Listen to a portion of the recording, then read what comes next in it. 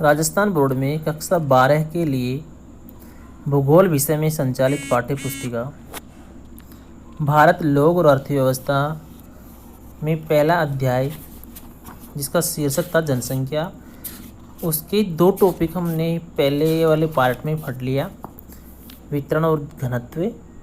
इस वाले पार्ट में हम पढ़ेंगे जनसंख्या वृद्धि और संगठन। तो आइए सबसे पहले चर्चा करें जनसंख्या की वृद्धि या जनसंख्या वृद्धि कहते किसे हैं। इस प्रश्न का उत्तर तलाशते हैं। जनसंख्या की वृद्धि से तात्पर्य 2 समय बिंदुओं के बीच किसी क्षेत्र विशेष में रहने वाले लोगों की संख्या में परिवर्तन से है।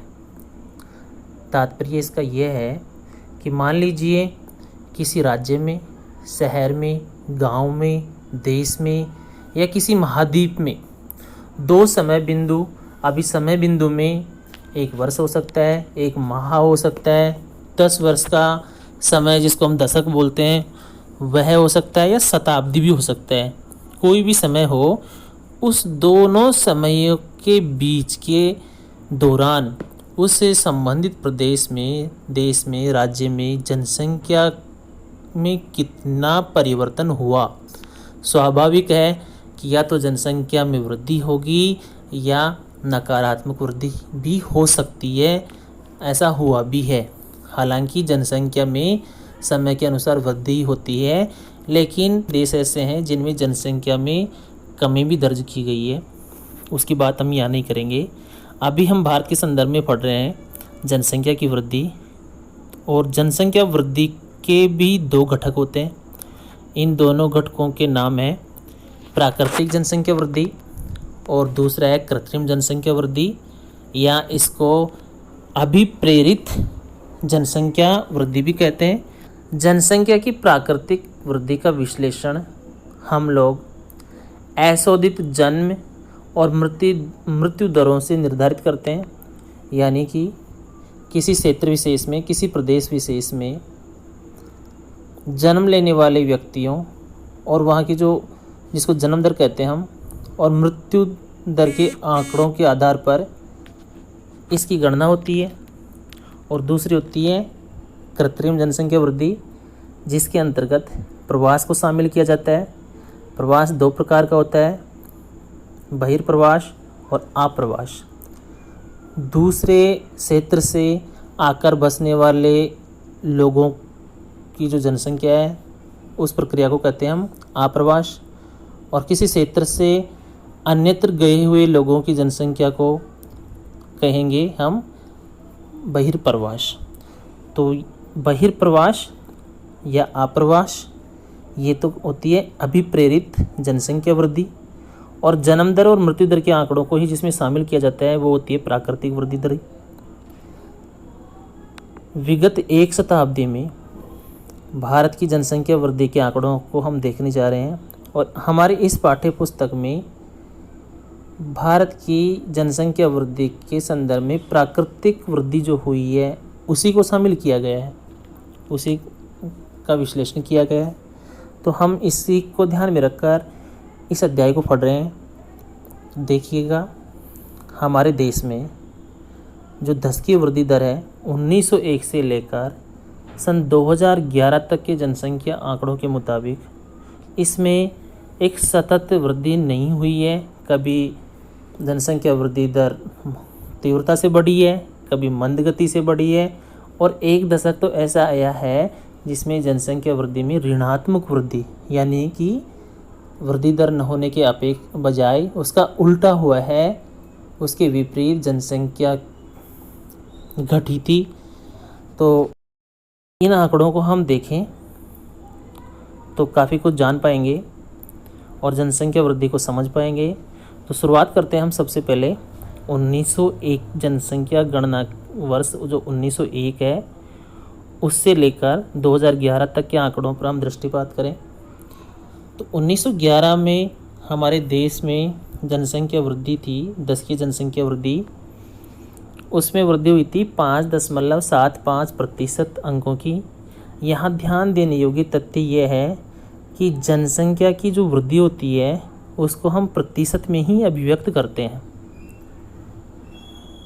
यह एक गौर करने वाली बात होगी हमारे लिए जनसंख्या वृद्धि के आंकड़ों को पढ़ते समय कि जो 1921 का जनगणना वर्ष है उसको हम अच्छी तरह से याद रखें।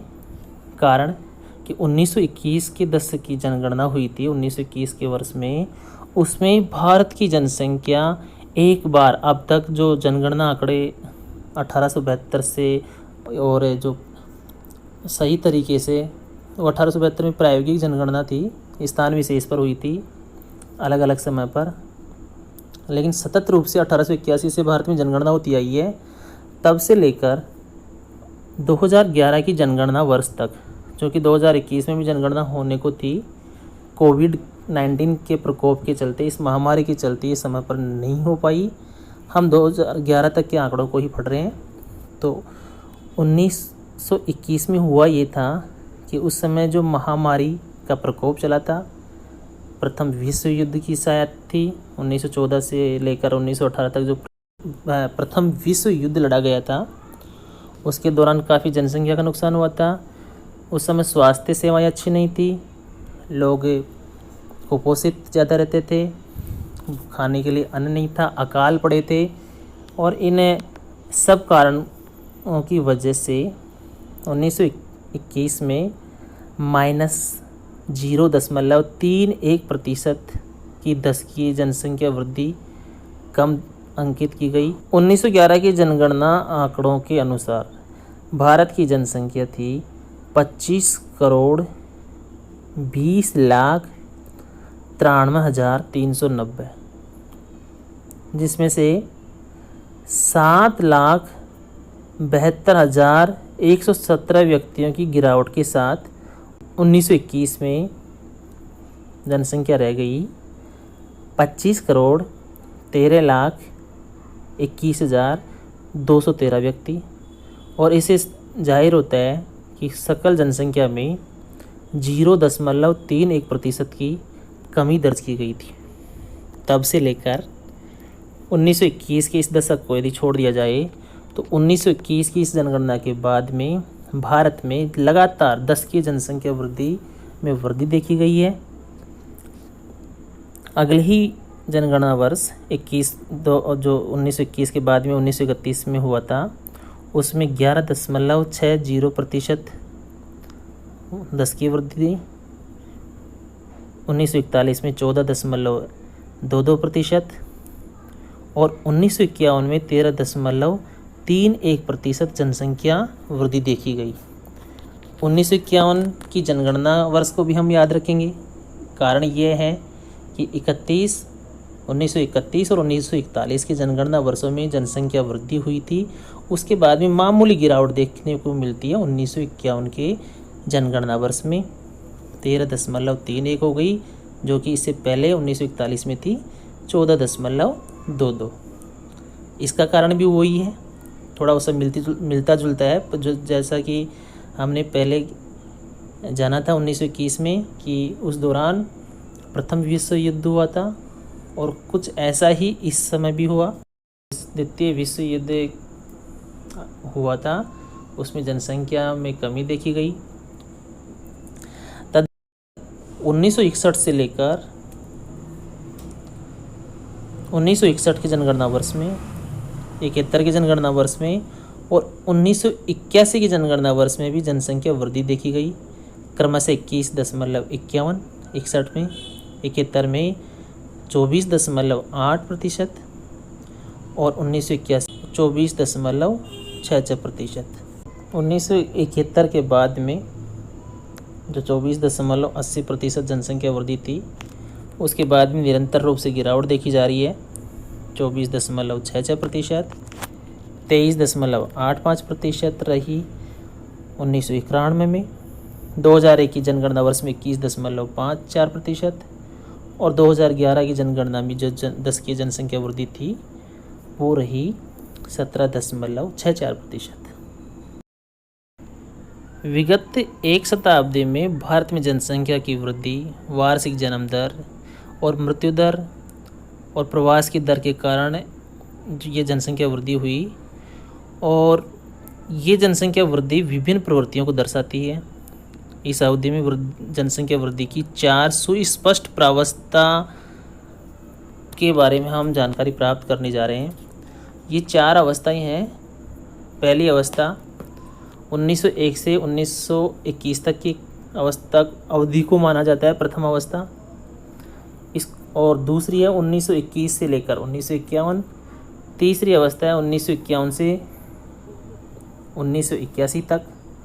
और चौथी है 1981 से लेकर अभी तक जो जारी है वो चौथी अवस्था है। प्रथम अवस्था 1901 से 1921 की अवधि है। इसको रुद्ध या स्तर प्रावस्था कहा जाता है।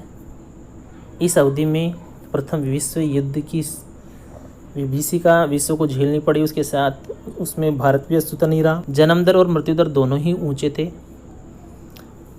इस अवधि में। और दूसरी अवस्था 1921 से 1951, इसको कहा जाता है स्तर वृद्धि की अवधि। इसमें जनसंख्या की स्तर वृद्धि हुई, बहुत तेज़ी से वृद्धि नहीं देखने को नहीं मिलती। और इस अवधि में स्वास्थ्य और स्वच्छता में व्यापक सुधार होने के कारण मृत्यु दर नीचे आ गई थी। कुछ सुविधाएं मानव जन समुदाय को मिलने लग गई, जिनमें परिवहन और संचार को भी हम शामिल करते हैं। इस कारण से जन्म दर ऊंची बनी रही, लेकिन मृत्यु दर थोड़ी सी, इसमें मृत्यु दर में गिरावट आई थी। इससे जनसंख्या वृद्धि दर होती गई। तीसरी अवस्था को हम कहते हैं जनसंख्या विस्फोट की अवस्था। यह जनसंख्या विस्फोट की ये अवधि है, वह 1951 से लेकर 1981 की जनगणना वर्ष तक।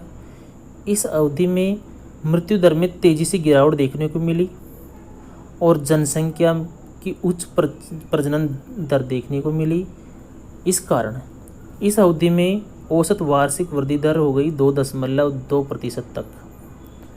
और मानवीय जीवन दशाओं में इस अवधि में अपार वृद्धि देखने को मिली, अत्यधिक सुधार देखने को मिला, जिससे प्राकृतिक वृद्धि दर अधिक हो गई और जो मृत्यु दर थी वह इस अवधि में कम हो गई। साथ ही कुछ अन्य कारण, प्रवास संबंधी कारण भी इस अवधि में देखने को मिलते हैं। तिब्बती, बांग्लादेशी और नेपाल के निवासी हमारे देश में आकर बसने लग गए थे, जिसको हम कहते हैं अंतर्राष्ट्रीय प्रवास। भारत और पाकिस्तान का जो विभाजन हुआ था, उसमें भी पाकिस्तान से भी अनेक शरणार्थी भारत में आ गए थे।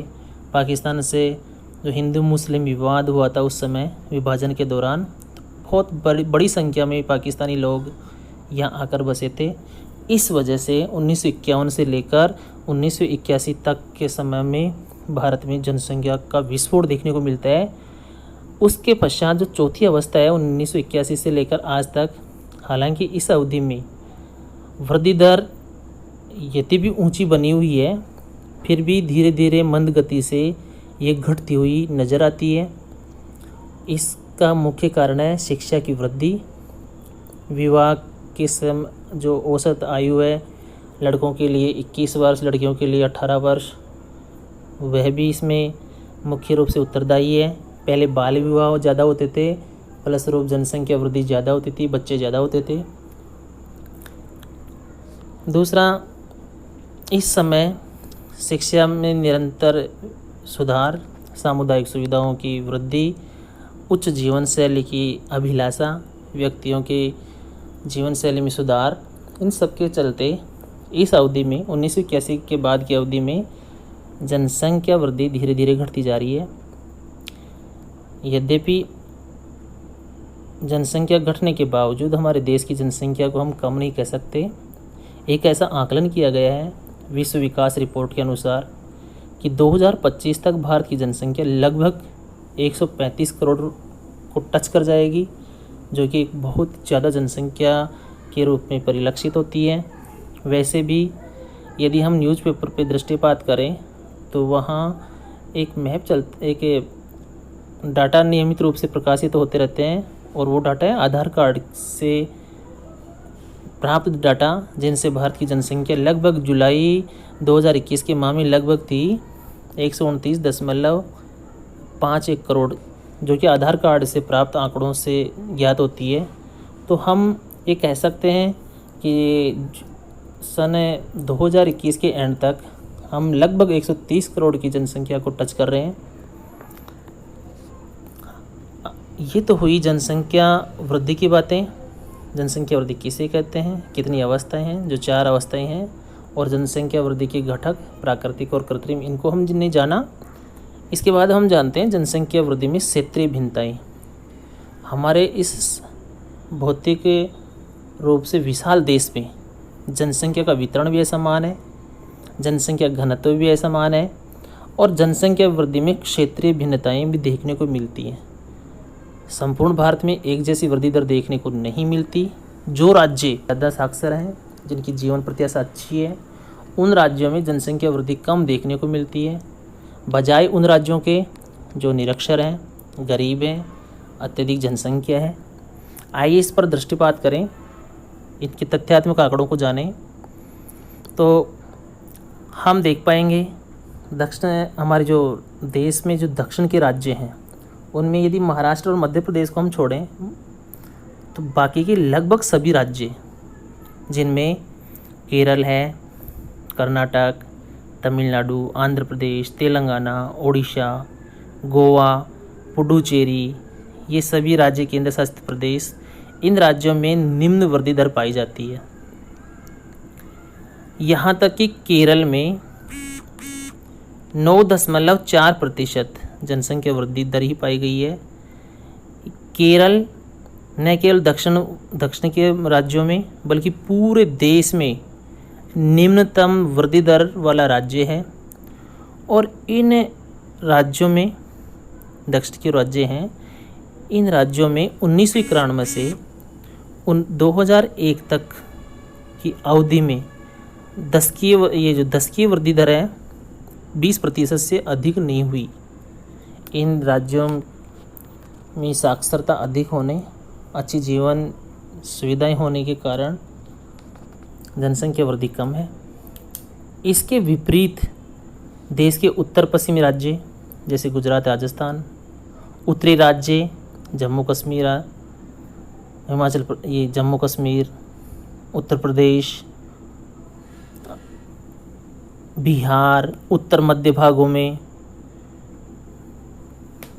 ये अन्य जो राज्य हैं, जैसे हम इनको सतत रूप से देखें पश्चिम से लेकर पूर्व की ओर, तो गुजरात, राजस्थान, महाराष्ट्र, पंजाब, हरियाणा, उत्तर प्रदेश, उत्तराखंड, मध्य प्रदेश, सिक्किम, असम, पश्चिम बंगाल, बिहार, छत्तीसगढ़ और झारखंड, इन सब राज्यों में औसत वृद्धि दर है 20 से लेकर 25%। यानी दक्षिणी राज्यों की तुलना में इन राज्यों में जनसंख्या वृद्धि अधिक है।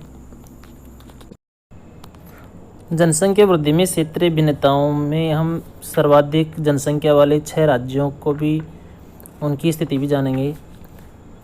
इसमें ये जो 6 राज्य ऐसे हैं जिनकी जनसंख्या भारत में सर्वाधिक है: उत्तर प्रदेश, महाराष्ट्र, बिहार, पश्चिम बंगाल, आंध्र प्रदेश और मध्य प्रदेश।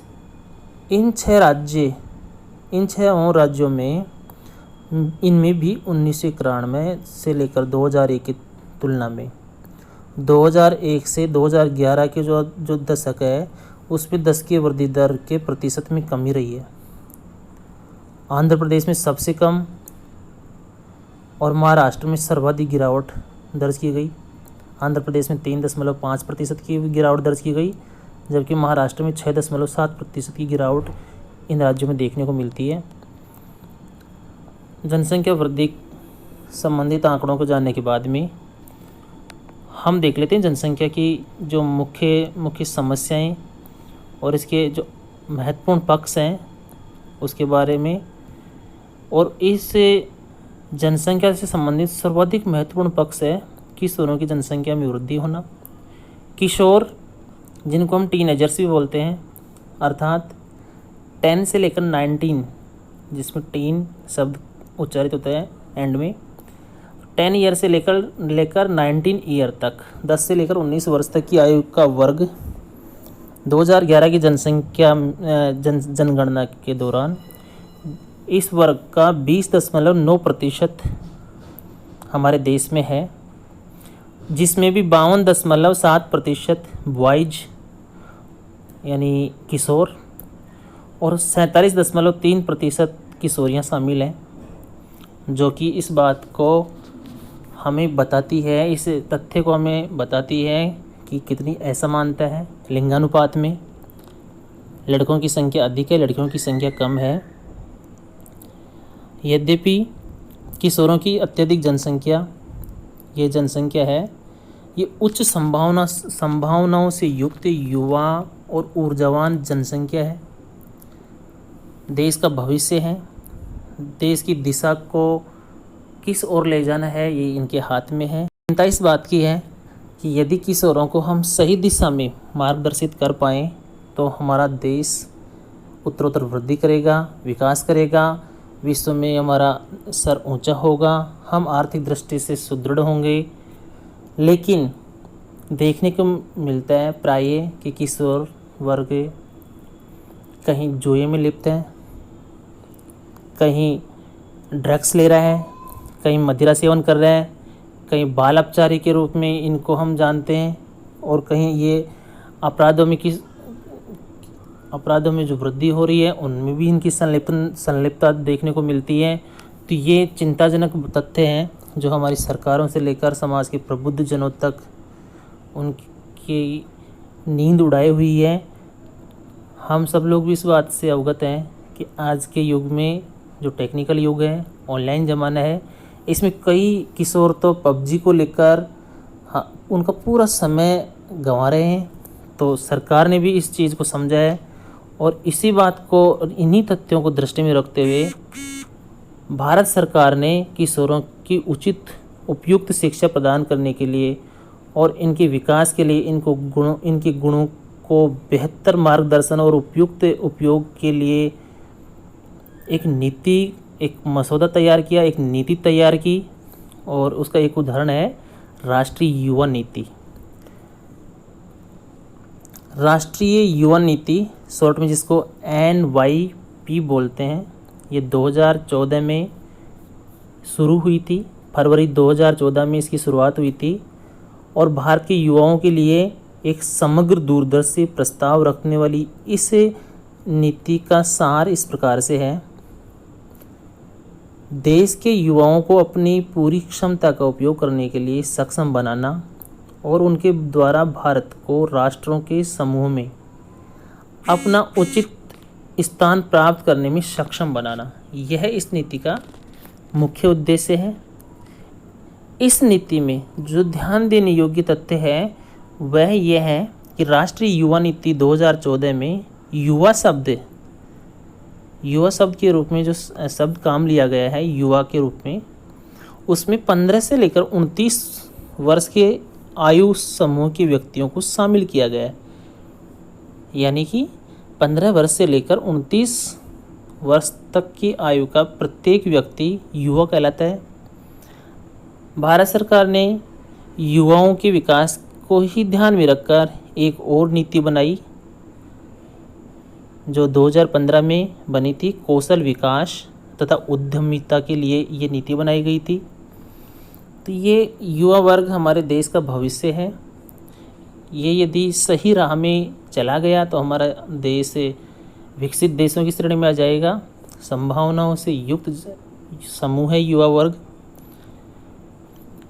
अगला टॉपिक हम देखेंगे जनसंख्या संगठन। जनसंख्या भूगोल के अंतर्गत अध्ययन का ऐसा सुस्पष्ट क्षेत्र है जिसमें आयु व लिंग का विश्लेषण, निवास का स्थान, मानव जातीय लक्षण, जनजातियाँ, ट्राइबल जिनको बोलते हैं ट्राइब्स, भाषा, धर्म, वैवाहिक स्थिति, साक्षरता और शिक्षा, व्यावसायिक विशेषताएं आदि का इसमें अध्ययन किया जाता है। हमारी इस पाठ्यपुस्तक में हम जो पढ़ रहे हैं जनसंख्या संगठन के अंतर्गत जिन जिन टॉपिक्स को हम देखने जा रहे हैं उनमें है ग्रामीण नगरीय विशेषताएं, भाषा, धर्म और व्यवसाय। इसी संदर्भ में हम बात करेंगे। तो आइए हम सबसे पहले जान लेते हैं ग्रामीण नगरीय संगठन। हमारे देश में सन 2011 की जनगणना के अनुसार 68.84% जनसंख्या गाँव में निवास कर रही थी। तो इसके विपरीत 31.16% जनसंख्या नगरों में निवास कर रही थी। 2011 की जनगणना के अनुसार भारत में 6,40,867 गांव थे, जिनमें से 5,97,608 जिसको प्रतिशत के रूप में देखें तो 93.2% गाँव आबाद थे। इनमें जनसंख्या का निवास था, बसे हुए गांव थे। इस तरह से हमारे देश में एक अत्यधिक ग्रामीणी जनसंख्या जिसको हम कह सकते हैं उसका निवास है। भारत गाँवों का देश कहलाता है। बिहार और सिक्किम जैसे राज्य हैं, उनमें ग्रामीण जनसंख्या का प्रतिशत बहुत ही अधिक है। और गोवा और महाराष्ट्र जैसे राज्यों में ग्रामीण जनसंख्या कम है। ये उदाहरण है कम ग्रामीण जनसंख्या और अत्यधिक ग्रामीण जनसंख्या वाले राज्यों के। केंद्र शासित प्रदेशों की बात करें तो दादरा और नागर हवेली, जिसमें ग्रामीण जनसंख्या का प्रतिशत 53.38% है। यदि इसको छोड़कर बाकी के केंद्र शासित प्रदेशों को देखें तो उनमें ग्रामीण जनसंख्या कम पाई जाती है, नगरीय जनसंख्या अधिक पाई जाती है। गाँव के आकार की बात करें तो आकार में भी हमारे देश में काफ़ी भिन्नता देखने को मिलती है। उत्तरी पूर्वी भारत के पहाड़ी राज्यों, पश्चिमी राजस्थान और कच्छ के रण में जहाँ 200 व्यक्तियों से कम, और केरल और महाराष्ट्र के कुछ भागों में 17,000 से अधिक व्यक्ति भी गाँवों में पाए जाते हैं। भाषाई संगठन की बात कर लें। भाषाई विविधता की भूमि है हमारा देश। भारत में अनेक भाषाएं बोली जाती हैं।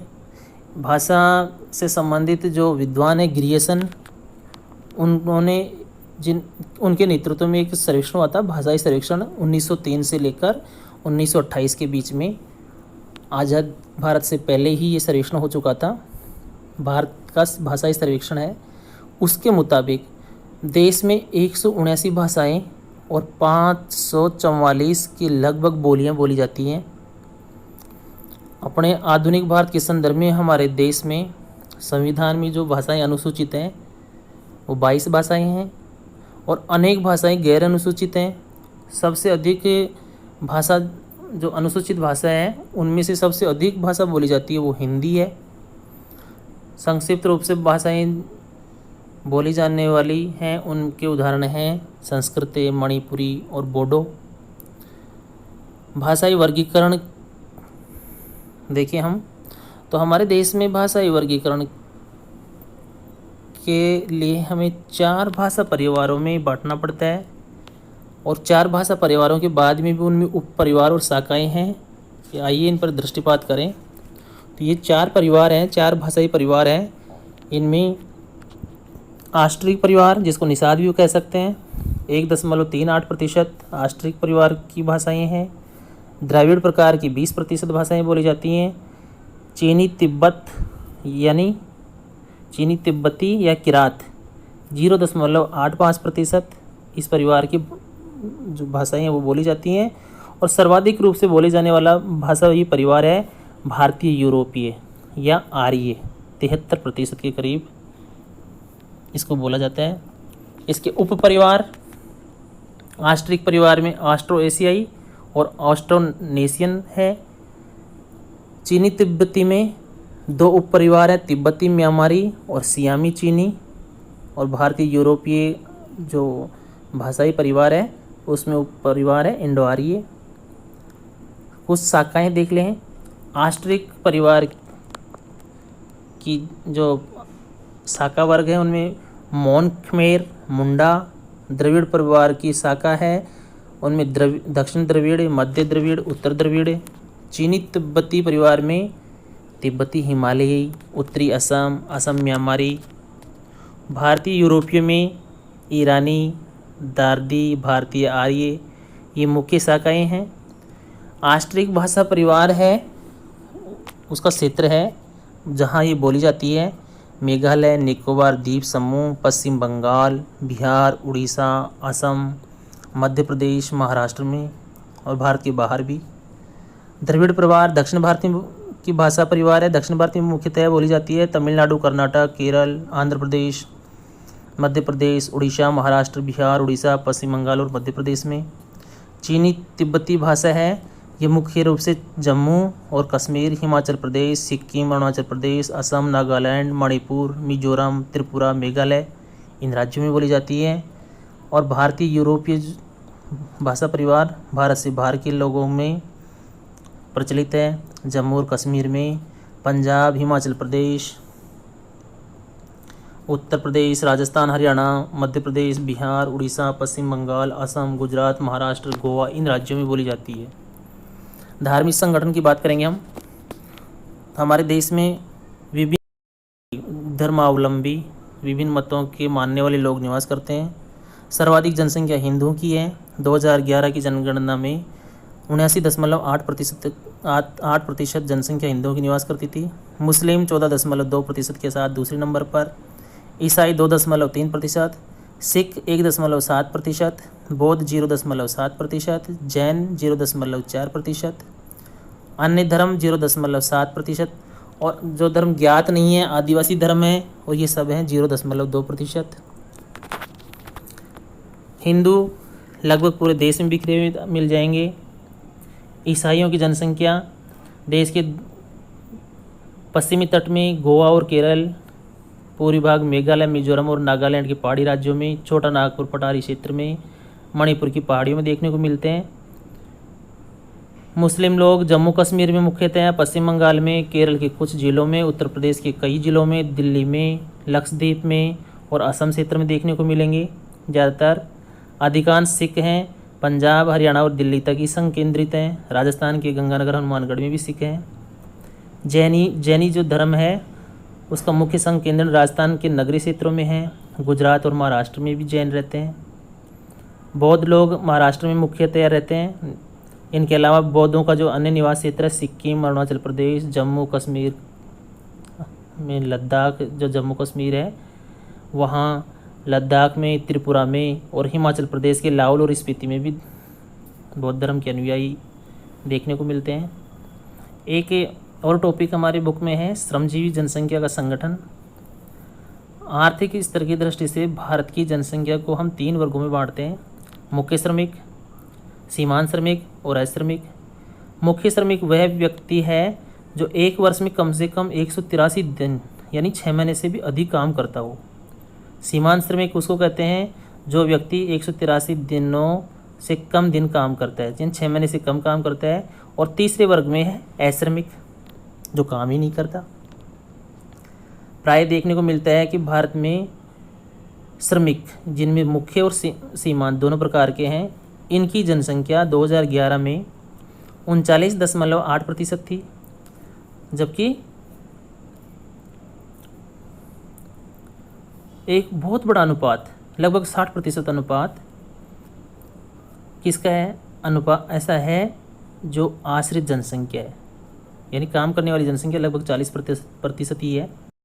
राज्यों और केंद्र शासित प्रदेशों में श्रमजीवी जनसंख्या का अनुपात गोवा में लगभग 39.6%, दमन और दीव में लगभग 49.9%। ये सामान्य भिन्नता को दर्शाता है।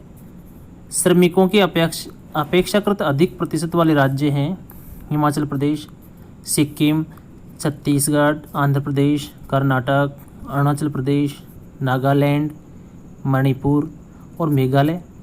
केंद्र शासित प्रदेशों में दादरा और नगर हवेली और दमन और दीव की प्रतिभागिता दर भी बहुत ऊंची है। कुल श्रमजीवी जनसंख्या का लगभग 54.6% कृषक और कृषि मजदूर है, जबकि केवल 3.8% श्रमिक घरेलू उद्योगों में लगे हुए हैं। भारत में श्रमिकों की जनसंख्या का ये अनुपात हमें कई तथ्यों की जानकारी देता है। इसी से ये मालूम चलता है हमें कि 41.6% जो अन्य श्रमिक हैं, श्रमिकों के अलावा, श्रमजीवी जनसंख्या के अलावा वो कार्य कर रहे हैं गैर घरेलू उद्योगों में, व्यापार, वाणिज्य, विनिर्माण और मरम्मत और अन्य सेवाओं में।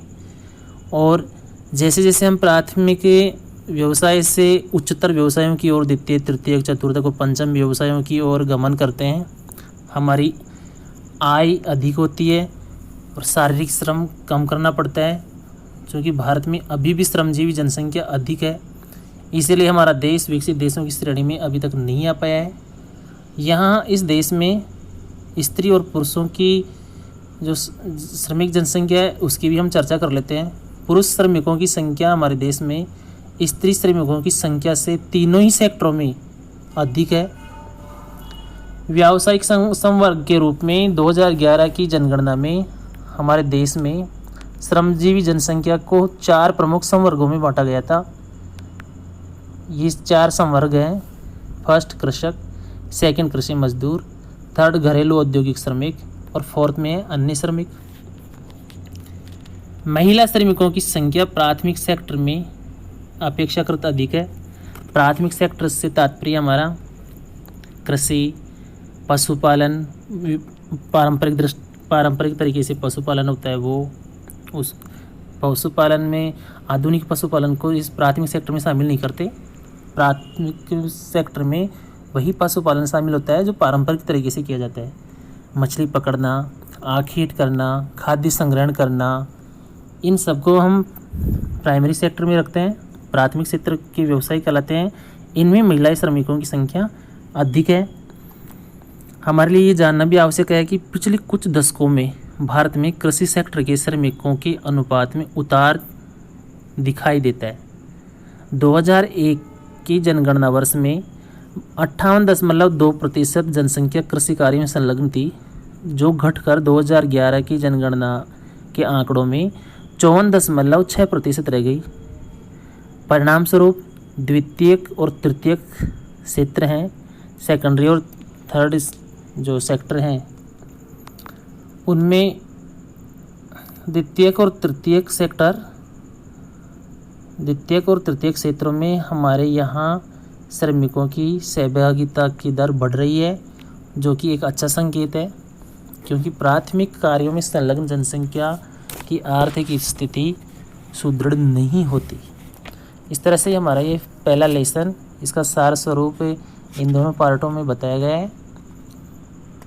डिटेल से आप